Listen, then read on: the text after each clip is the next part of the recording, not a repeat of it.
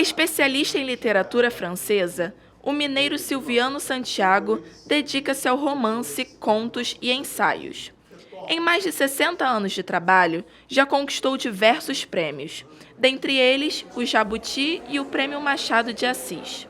Professor de literatura brasileira e organizador de antologias como os 100 melhores contos brasileiros do século e os 100 melhores poemas do século, Ítalo Morricone se desafiou a organizar os 35 melhores ensaios de Silviano.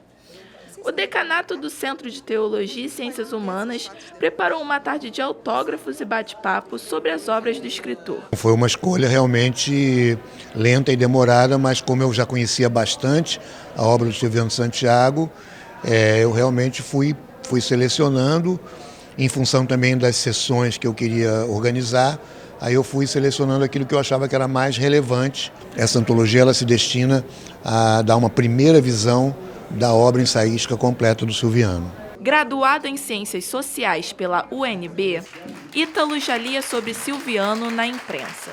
Mas foi em 1976, quando voltou ao Rio para fazer mestrado em letras na PUC, que teve Silviano como professor e começou a ter contato com seus artigos. Todo o ensaísmo dele parte sempre da tentativa de desfazer equívocos ou verdades muito estabelecidas que ninguém mais questiona. De 1960 a 1962, Santiago viajou por Paris, Rio de Janeiro e Estados Unidos, vivenciando diferentes contextos históricos e políticos que influenciaram suas obras.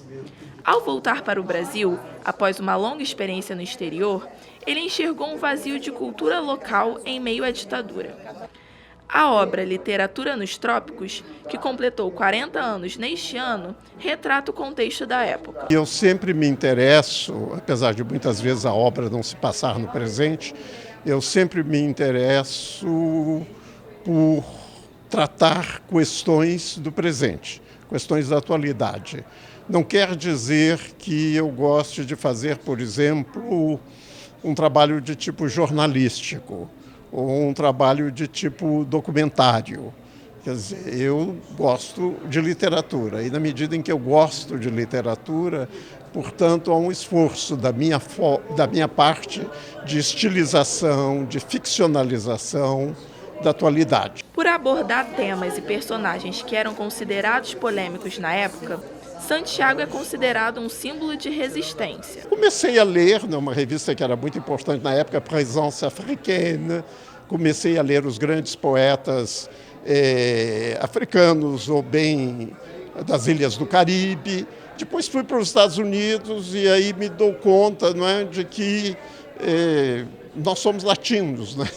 Então eu começo a ver, né, os indígenas por um lado, que era uma questão que era importante naquela época, para não falar na questão black, né, para a questão negra nos Estados Unidos, e ainda os porto-riquenhos. Então tudo isso, né, foi ampliando a minha visão de vida e me proporcionando, né, uma visão mais crítica do que o Brasil era.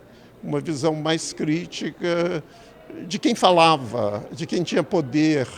A partir de 1970, Santiago começou a dar aulas de mestrado na PUC-Rio. Ele se tornou peça fundamental na fundação e no crescimento dos programas de pós-graduação do Centro de Teologia e Ciências Humanas da universidade. A importância dele para o pensamento crítico brasileiro é fundamental. Então eu acho que as aulas do Silviano, as ideias do Silviano, os textos do Silviano, os livros, etc., formaram gerações, incluindo a minha. O Silviano introduziu uma ideia de comparativismo, ou seja, que as literaturas comparadas se articulavam e dialogavam entre si. Você podia comparar não só obras de um mesmo autor de períodos diferentes, como obras de autores diferentes, de línguas diferentes, de culturas diferentes, de países diferentes.